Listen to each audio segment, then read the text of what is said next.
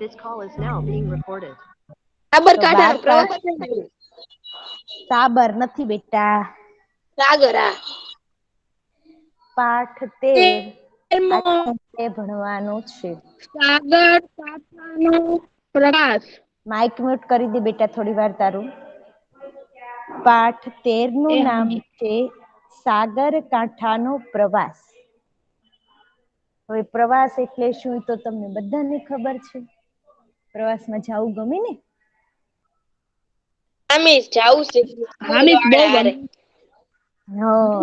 પ્રવાસ એ તો આપણને બધાને ખૂબ જ ગમે છે. અને એમાંય પાછો આ પ્રવાસ તો સાગરકાંઠાનો પ્રવાસ છે. સાગરકાંઠો એટલે શું? કોને કહેવાય સાગરકાંઠો?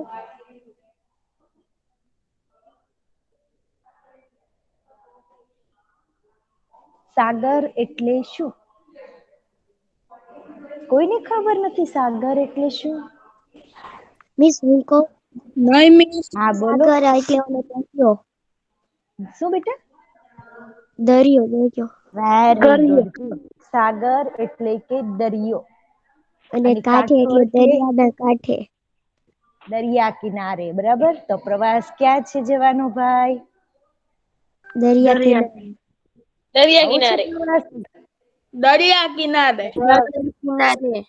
પણ જાવું છે પ્રવાસમાં એમ કહું છું.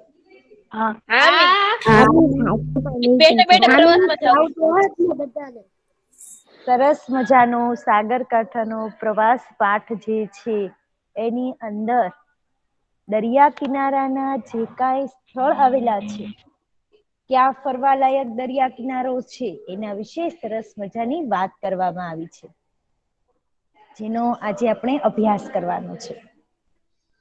સૌથી પહેલા તો આ પાઠના લેખકનો આપણે ટૂંકમાં પરિચય મેળવીએ.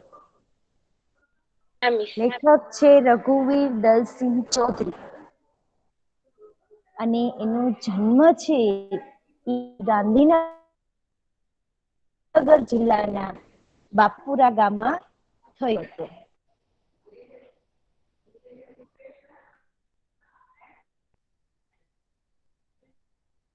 લેખક શ્રી રઘુવીર ચૌધરીની વર્ષ 2016માં અમૃતા નામની નવલકથા માટે ગુજરાતી સાહિત્ય જગતનો સર્વોચ્ચ જ્ઞાનપીઠ એવોર્ડ મળ્યો છે.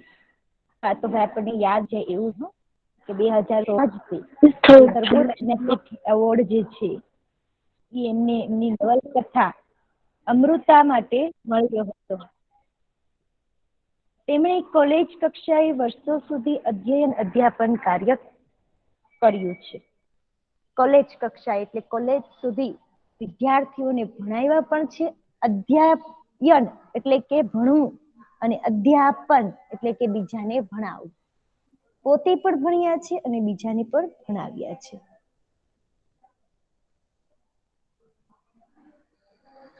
તેઓ આપણા ગુજરાતી સાહિત્યના જાણીતા નવલકથાકાર અને નાટ્યકાર છે. આપણા ગુજરાતી સાહિત્યમાં તેઓ ખૂબ જ જાણીતા નવલકથાકાર અને નાટ્યકાર. નાટ્ય એટલે કે નાટકોની રચના કરનાર અને નવલકથા એટલે જેમાં વાર્તા સ્વરૂપે લખાણ લખેલું હોય. તેમણે કવિતા, ટૂંકી વાર્તા, વિવેચન, નિબંધ વગેરે ક્ષેત્રે યશસ્વી પ્રદાન કર્યું છે. આ ઉપરાંત તેમણે કવિતાઓ, ટૂંકી વાર્તાઓ, વિવેચન અને નિબંધ વગેરે ક્ષેત્રોમાં પણ સારું એવું લખાણ કરેલું છે. અહીંયા એમની નવલકથાઓ, નાટ્ય સંગ્રહ અને નિબંધ સંગ્રહની યાદી આપેલી છે. તેમની નવલકથાઓ અમૃતા અને ઉપવાસ કથાત્રયી. એનો નાટ્ય સંગ્રહ છે ઝૂલતા મિનારા. ઝૂલતા મિનારા નામનો જે સંગ્રહ છે નાટ્યકોનો સંગ્રહ એમાં થયેલો છે. અને નિબંધ સંગ્રહ છે સહારાની ભવ્યતા. તો આજે આપણે જે પાઠ ભણવાનો છે સાગરકાંઠાનો પ્રવાસ, ઈ પાઠ પ્રવાસ વર્ણન છે. કારણ કે જે પ્રવાસમાં આપણે ગયા હોય અથવા તો જવાનું હોય તો એનું આપણે વર્ણન કરીએ છીએ. ઈ સ્વરૂપે આ પાઠ લખાયેલો છે. હા મિસ. તો હવે જોઈએ, આપણે પ્રવાસ જવું છે તો ભાઈ પહેલા તો પ્રવાસમાં જવા માટે તૈયારીઓ કરવી પડશે ને. હા મિસ. તો આપણે આ પ્રવાસ વર્ણન જે છે એમાં પ્રવાસ માટે કેવી કેવી તૈયારીઓ થાય છે એ પણ ભણીશું, અને સાગરકાંઠાના કયા કયા સ્થળો ફરવા જઈએ છીએ એનો આપણે સરસ રીતે અભ્યાસ કરવાનો છે. ધ્યાનથી સમજજો હો ગર્લ્સ. એટલે આપણે આમ તો સ્કૂલમાંથી આ વર્ષે પ્રવાસ જઈ શકીએ એમ નથી, પણ આ પાઠમાં તો આપણે પ્રવાસની મજા લઈ શકીએ ને. હા મિસ, બેઠા બેઠા તો લઈ શકીએ. વર્ગ મિસ એમ મજા ના આવે. એમ મજા ન આવે, પણ અત્યારે તો પરિસ્થિતિને આધીન થઈ આપણે એ જ મજા લેવી પડશે. વર્ગ શિક્ષક સોમનાથ પ્રવાસ નું સ્થળ નક્કી કરવા 3 વિદ્યાર્થીઓની સમિતિ નીમી હતી. રેવતી, વરુણ અને સિંધુ. ઘંટ વાગતા ચર્ચા અટકી. સોમનાથથી પ્રવેશ કરવાની સાથે પાટિયા પર નજર કરી. એ ભૂગોળના શિક્ષક હતા અને કુદરત વિશેની કવિતાના ચાહક હતા. પાટિયા પર લખાયેલી પંક્તિઓ વાંચી રાજી થયા. વિદ્યાર્થીઓ સામે ફરીને બોલ્યા. વર્ગ શિક્ષક નું નામ છે સોમનાથભાઈ. એમણે ભાઈ પોતાના ક્લાસની અંદર પ્રવાસનું સ્થળ નક્કી કરવા માટે થઈ કે ભાઈ આપણે કયા સ્થળે પ્રવાસ જવું છે. એટલે પ્રવાસનું સ્થળ નક્કી કરવા માટે થઈ 3 વિદ્યાર્થીઓની સમિતિ બનાવી હતી, ટીમ બનાવી હતી. આ 3 વિદ્યાર્થીઓ હતા સિંધુ, રેવતી અને વરુણ.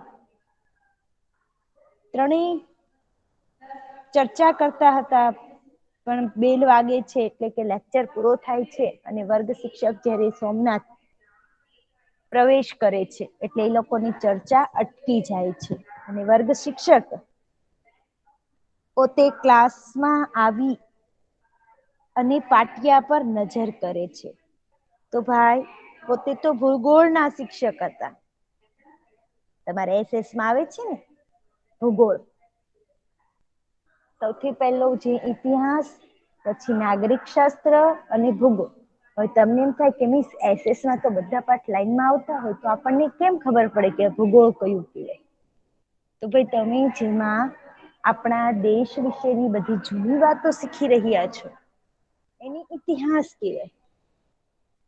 અત્યારે નાગરિક વ્યવસ્થા કેવી છે, આપણા વડાપ્રધાન, પ્રધાનમંત્રી એના વિશે જે આપણે ભણી રહ્યા છીએ એ નાગરિક શાસ્ત્ર છે. અને જેમાં પૃથ્વી, વાતાવરણ, પર્યાવરણ આવું બધું આવે છે ને એસએસમાં તમારે.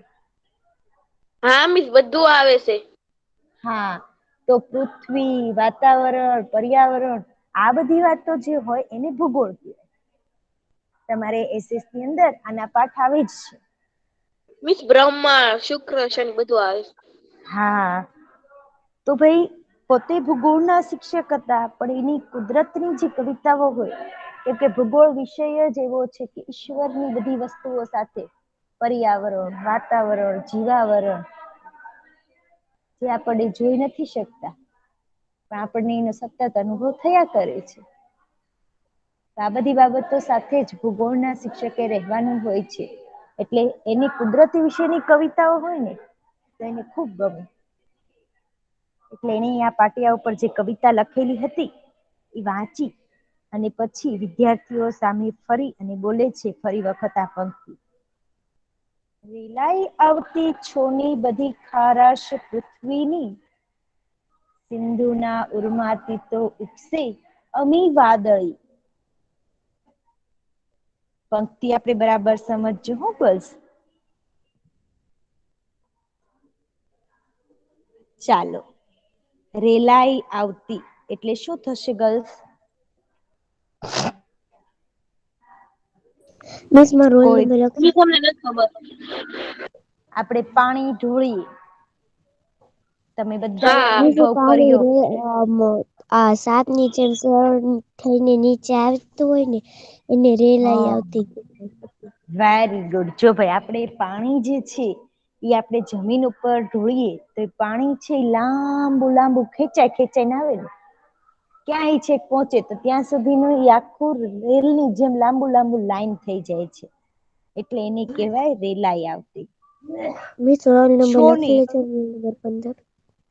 હા બેટા, છોની બધી ખારાશ પૃથ્વીની,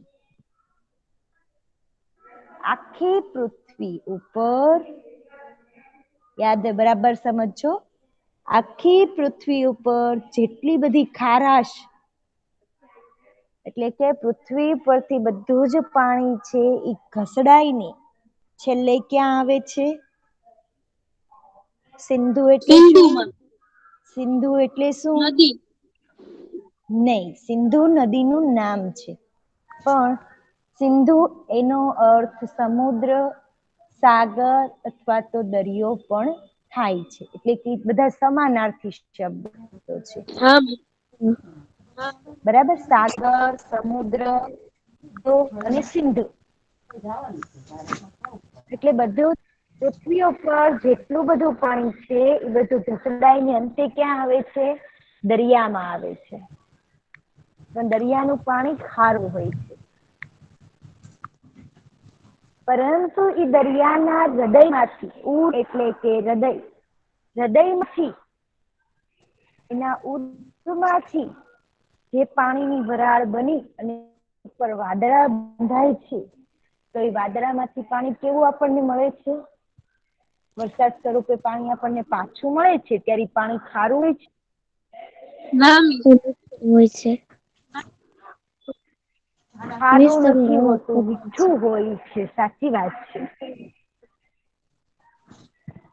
તો મિસ આપણી ફિલ્ટર તમે થઈને આવે. આ બધી જે ખારાશ હતી એ વાષ્પ બની અને ઉપર જાય છે, અને જ્યારે ફરી આપણને પાણી મળે છે ત્યારે એ અમૃત સમાન એટલે કે મીઠું હોય છે. એટલે કે સમુદ્રની અંદર તો ગમે એટલી ખારાશ હશે, પરંતુ એના હૃદયમાંથી જે વાદળી ઉઠશે ને એ તો અમૃત જેવી મીઠી હશે. આખી પંક્તિ સમજાઈ ગઈ ગર્લ્સ? હા હા, કોણ મને ટૂંકમાં સમજાવશે? રેલાઈ આવતી છોને બધી ખારાશ પૃથ્વીની, સિંધુના ઉરમાંથી તો ઉઠશે અમી વાદળી. મિસ હું મિસ સમજાવું, રોલ નંબર 15. હા, 15 સમજાવો. Yes miss.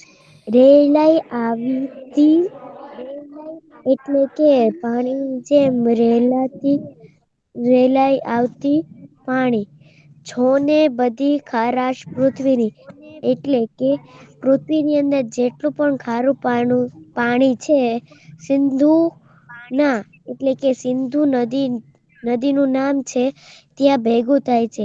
ઉપરમાંથી તો ઉઠશે બેટા આ એટલે અહીંયા સિંધુનો અર્થ, એક મિનિટ, સિંધુનો અર્થ મેં તમને શું કહ્યો હતો? સિંધુ નો અર્થ મીન્સ એક નદી નું નામ છે ને, તમે એમ નદી કીધું કે સિંધુ ને સમાનાર્થી સમુદ્ર, દરિયો નદી, તળાવ ને એ બધું પણ થાય છે. થાય. તળાવ નહીં મીન્સ નહીં.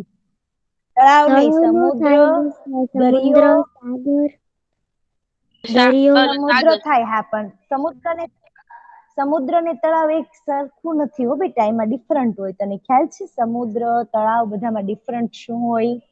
મિસ કોણ મને નાનું કહેશે? મોટું હોય. સમુદ્ર અને તળાવમાં નાનું મોટું હોય એટલો જ તફાવત હોય, બાકી કઈ ના હોય? ના મિસ, કશું તળાવમાં નાનું ના માછલીઓની સંખ્યા, અમુક તળાવમાં માછલીઓની સંખ્યા હોય ને ખુબ ઓછી હોય, પરંતુ સમુદ્રમાં માછલીઓ અને બીજા ઘણા બધા જીવજંતુઓ હોય. બીજો કઈ તફાવત? તો તમને ખબર કેમ પડે કે આને મારે તળાવ કેવું અને સમુદ્ર કેવો એમ? મીન્સ સમુદ્ર ઊંડું હોય. મીન્સ તળાવ કેવાય, તળાવ. કોને પણ મને ખબર કેમ પડે કે મારે આ વસ્તુ છે, એમાં આવું છે, તો મારે એને તળાવ કહેવાનું, નાને મારે સમુદ્ર કેવો? મારે એમ મિસ અલગ કેમ એની કરવું? જગ્યા મારે પણ એમ ઓછી જોવાનું કે હોય આના પર એવું તળાવની. છે તો તળાવ, ઊંડું હોય આ બહુ પાણી મોટું ને છે તો આ જરા ઓલું હોય, નીચું હોય. એવું મિસ તળાવની જો જગ્યા પણ એક ઓછી બહુ હોય ને જ એની અંદર પાણી પણ ઓછું હોય, સમુદ્ર પણ હા મિસ. સમુદ્રમાં એટલી બધી ઊંડું હોય ને જગ્યાએ જગ્યાએ ઊંડું વધારે હોય. હોય ને જીવજંતુઓનો સમાવેશ થાય અને ઘણું મોટું હોય. હા અને સમુદ્ર ના હોય, ઊંડો નું હોય અને જીવજંતુઓ હોય કે ન હોય. જો આપણે સમુદ્ર અને તળાવને કેવી રીતે ઓળખી શકીએ? તો તમે કોઈ દી સાંભળ્યું છે એવું કે તળાવની અંદર પાણી આવે અને પાણી પાછું ચાલ્યું જાય છે? નહીં ના મિસ. મિસ સમુદ્રની ચોમાસાની અંદર સાથે પાણી ભરાઈ આવે ને જાય. પાછું ચાલ્યું છે.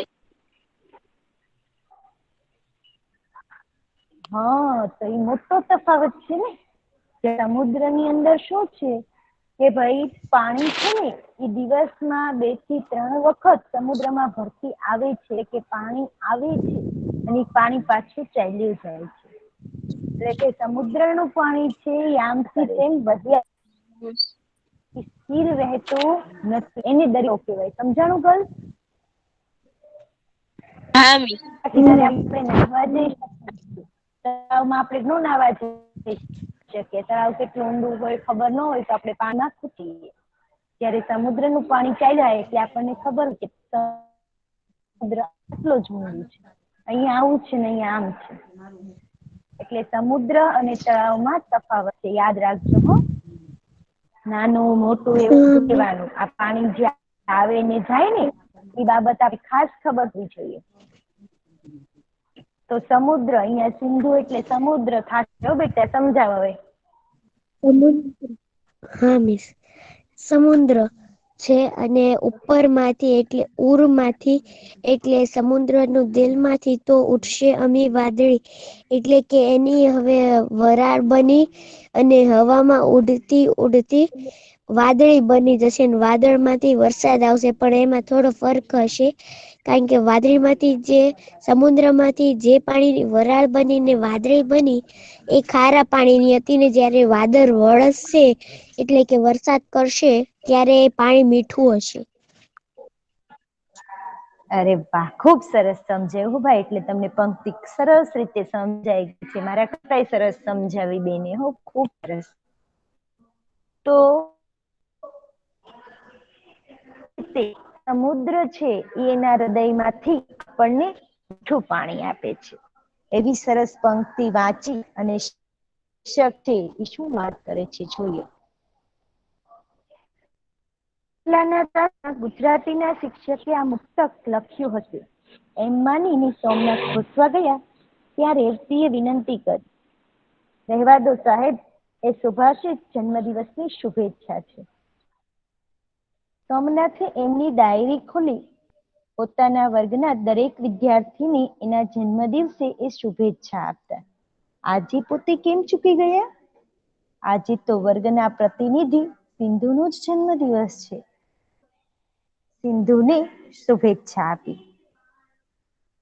હવે વર્ગ શિક્ષકે એવું માન્યું કે ભાઈ પહેલાના ક્લાસ ગુજરાતીનો હશે એટલે ગુજરાતીના શિક્ષકે આ પંક્તિઓ લખી હશે, એમ માની અને એ ભૂસવા જાય છે. હજી ભૂસવા જાય છે ત્યાં જ રેવતી એને અટકાવે છે, વિનંતી કરે છે સાહેબને કે રેવા દો સાહેબી, કે આ સુભાષિત છે ને એ તો જન્મદિવસની શુભેચ્છા છે. એટલે કે છે કે અમે કોઈને જન્મદિવસ આપવાની શુભેચ્છા આપવા માટે થઈને આ વાક્યો લખેલા છે. એટલે વર્ગ શિક્ષક છે એ તરત જ પોતાની ડાયરીમાં જુએ છે તો ભાઈ આજે એમના જ વર્ગના પ્રતિનિધિનો જન્મદિવસ હોય છે અને પોતે વિચારે છે કે હું તો હંમેશા બધાને જન્મદિવસની શુભેચ્છા આપતો હોઉં છું, તો આજે કે આ વર્ગનો કેપ્ટન પ્રતિનિધિ સિંધુનો જન્મદિવસ મને કેમ ભૂલાઈ ગયો? અને પછી સિંધુને શુભેચ્છા આપે છે. એ પગે લાગીને ઉભો રહ્યો. રેવતી સિંધુની પાટલી પરથી મીઠાઈનું પડીકું લઈ આવી. સોમનાથે પહેલો ટુકડો લીધો. અરે વાહ, છે સુખડી પણ મોહનથાળ જેવી પોચી. રેવતી વિદ્યાર્થીઓને મીઠાઈ વહેંચતી હતી એની સાથે પ્રવાસના સ્થળ અંગે સમિતિનો અભિપ્રાય સિંધુએ જાહેર કર્યો. કચ્છનું માંડવી, સૌરાષ્ટ્રનું માધવપુર અને દક્ષિણ ગુજરાતનું તિથલ, આ ત્રણમાંથી સાહેબ નક્કી કરે તે. હવે સિંધુનો જન્મદિવસ છે એટલે ઈ ઊભો થઈ અને સાહેબને પગે લાગે છે. પછી રેવતી જે છે એ સિંધુની પાટલી ઉપરથી મીઠાઈનું પડીકું લઈ અને પહેલો ટુકડો સોમનાથને એટલે કે એના વર્ગ શિક્ષકને આપે છે. વર્ગ શિક્ષક કે છે, અરે વાહ, છે સુખડી પણ મોહનથાળ જેવી પોચી છે કે. એને એના જન્મદિવસ માટે બધા વિદ્યાર્થીઓ માટે સુખડી લઈ આવ્યો છે. હવે રેવતી છે એ બધા વિદ્યાર્થીઓને મીઠાઈ વહેંચતી હોય છે. અને આ સાથે જ પ્રવાસના સ્થળ અંગે સમિતિનો જે અભિપ્રાય હતો એ સિંધુએ જાહેર કર્યો. રેવતી મીઠાઈ વેચતી હતી અને સિંધુ છે એને એના પ્રવાસ સ્થળ વિશે ત્રણેય શું નક્કી કર્યું છે એની એને વાત કરી. તો ભાઈ એની પ્રવાસના સ્થળો નક્કી કર્યા છે. કચ્છનું માંડવી, સૌરાષ્ટ્રનું માધવપુર અને દક્ષિણ ગુજરાતનું તિથલ.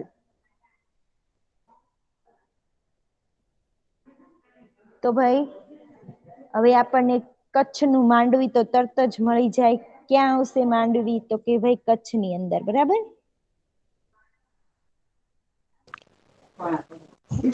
મિસ મારે ક્વેશ્ચન છે. હા બોલો બેટા. આ કચ્છની અંદર જે માંડવી છે પણ કચ્છમાં અલગ અલગ જે ગામ છે આમાં શહેર દેશ ને એમાં અલગ અલગ કલર કરે એટલે આપણને ખબર પડે છે કે આટલો જામનગર છે એટલો દેવભૂમિ દ્વારકા છે એવી રીતના. તો આ કચ્છમાં પિંક કલર જેવો છે સ્પેસ કલર, તો વચ્ચે બ્લુ કલર શેનો છે?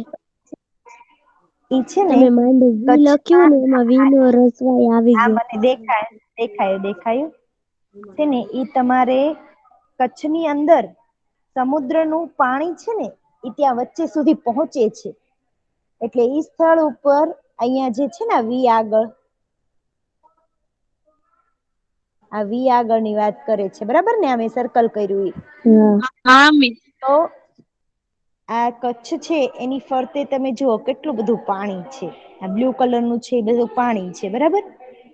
તો કચ્છમાં તમે અહિયાંથી જોઈ શકો છો કે આ દરિયાનું પાણી છે ને એ અહિયાંથી એટલે અંદર આવ્યું છે અને છેક સુધી અહિયાં વચ્ચે સુધી જાય છે અને ત્યાં ઈ દરિયાની જેમ પાછું પાણી ભરાઈ જાય છે. એટલે કે આટલું રસ્તામાં થોડું પાણી છે પરંતુ અહિયાં વધારે પાણી છે. એટલા માટે થઈ અને ન્યા તમને બ્લુ કલર આપેલો છે. ઓકે ગાઈસ, હા કેમ કે મિસ. પાણી દર્શાવે છે. તો કચ્છની અંદર માંડવી બીચ છે એ ફરવાલાયક સ્થળ છે. એટલે વિદ્યાર્થીઓએ નક્કી કર્યું છે કે આપણે કચ્છની અંદર કયા સ્થળે જઈશું? માંડવી. પછી બીજું સ્થળ નક્કી કર્યું છે સૌરાષ્ટ્રનું માધવપુર. તમારામાંથી કોઈ મને કહેશે કે માધવપુર ક્યાં આવશે? સૌરાષ્ટ્રનું કીધું છે હું. તમને ખબર છે કે સૌરાષ્ટ્ર કઈ બાજુ આવે? મહારાષ્ટ્રીય. મહારાષ્ટ્રમાં. મહારાષ્ટ્રમાં સૌરાષ્ટ્ર આવે એમ? એ તો મહારાષ્ટ્ર નો કહેવાય. સૌરાષ્ટ્ર એટલે આપણો જે ગુજરાતનો નકશો છે ને આ ગુજરાતના નકશામાં જ આવે. ગુજરાતના નકશાની અંદર કયા ભાગની સૌરાષ્ટ્ર તરીકે ઓળખવામાં આવે છે એ તમારે મને કહેવાનું છે.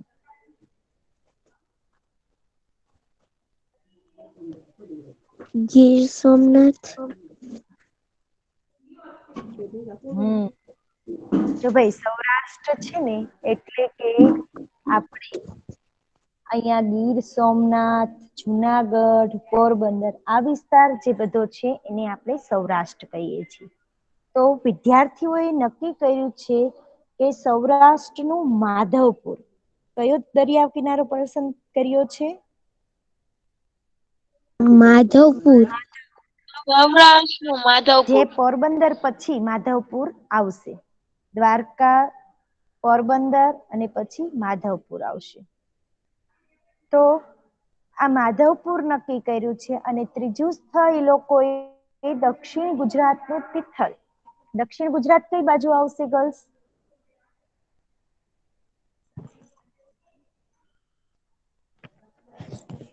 ચાલો દક્ષિણ ગુજરાત કઈ બાજુ ફરીથી રિપીટ કરો ને. દક્ષિણ ગુજરાત છે એ કઈ બાજુ આવશે? નકશામાં મને કહો તો દક્ષિણ દિશા કઈ બાજુ આવશે? મિસ બોલો. મારો રોલ નંબર લખનાવશો 21. મહારાષ્ટ્ર કોર. કઈ બાજુ બેટા? મધ્યપ્રદેશ મધ્યપ્રદેશ ની દિશામાં એમ ડાબી દિશા. ડાબી દિશામાં. એક મિનિટ બેટા. હા બરાબર, મધ્યપ્રદેશ જમણી દિશા થતી હશે. જુઓ તો તમારે ઊંધું દેખાય છે. ના ના મિસ હા જમણી છે જમણી દિશા હશે. મેં કીધું ડાબી કેમ કે છે, હું વિચારમાં પડી ગઈ બેટા. ના ના જમણી. મધ્યપ્રદેશ બાજુ. બીજા હા કોણ જવાબ આપશે મને? શામાં? જો ભાઈ આ જે ભાગ છે ને, હું તમને હિન્ટ આપી દઉં છું, થોડીક આપી દઉં ને તો હા શોધી શકશો. હંમેશા નકશો હોય ને ત્યારે એમાં ઉપરની દિશા ઉત્તર દિશા હોય. હવે મેં તમને ઉત્તર દિશા કહી દીધી, તો બાકીની દિશાઓ તમે મને કહો તો. મિસ દક્ષિણ દિશા હેઠેની હોય હા, તો દક્ષિણ દિશા ને કઈ પૂર્વ બાજુ આવે? દિશા આપણો ડાબા હાથની હોય ને પશ્ચિમ દિશા આપણા જમણા હાથની હોય. એટલે મિસ આવશે તો પૂર્વ દિશામાં આવશે. હા, આપણને કીધું જ છે ને ભાઈ, દક્ષિણ ગુજરાત કીધું છે, તો કઈ દિશામાં આવશે? પૂર્વ દિશામાં. એમની આમ દક્ષિણ ગુજરાત તો કઈ દિશા હોય તો મિસ બેટા? દક્ષિણ દિશામાં. તો તું મને પૂર્વ કે છો. બોલ દે. હું ક્યારની કહું છું કે દક્ષિણ હા મિસ ગુજરાત નું સોરી તિથલ કયું દક્ષિણ છે, તો કઈ દિશામાં દિશામાં આવશે. આપણે તિથલ ને ગોતવાનું છે? દક્ષિણ દિશામાં. દક્ષિણ દિશામાં. તો તમને કોઈને ખ્યાલ છે? પેલા મિસ મને એમ દક્ષિણ થયું કે દક્ષિણ દિશામાં તિથલ આવશે. કઈ મેં જગ્યાએ કર્યું આવેલું ઉત્તર, દક્ષિણ, પૂર્વ, પશ્ચિમ. મેં કીધું પછી ખોટું હશે એટલે. હે તો તિથલ છે એ કઈ જગ્યાએ આવેલું છે? કોઈ કહેશે મને? હું મિસ? કયું મિસ? આ તિથલ. હું અહીંયા નામ લખું છું, તિથલ. અહીંયા છે નહીં હોય પાછું, તમે એમ ન માનતા મિસે લખ્યું એટલે ન્યા જ છે. તિથલ કઈ જગ્યાએ આવેલું હશે? કોઈ મને કહી શકશે? મિસ તિથલ દક્ષિણ દિશામાં. હા, પણ દક્ષિણ દિશામાં કઈ બાજુ? જો દક્ષિણનો દરિયા કિનારો કયો છે, તો કે આ બધો દક્ષિણનો દરિયા કિનારો થાય. આમાંથી કઈ જગ્યાએ તિથલ આવેલું હશે?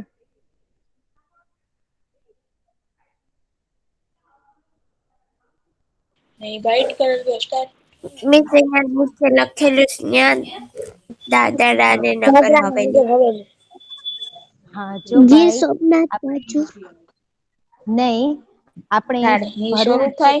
તિથલ સુરત, મહારાષ્ટ્ર પછી મિસ. નહીં ભરૂચ, સુરત, નવસારી, વલસાડ બધું દેખાય છે તમને? હા મિસ.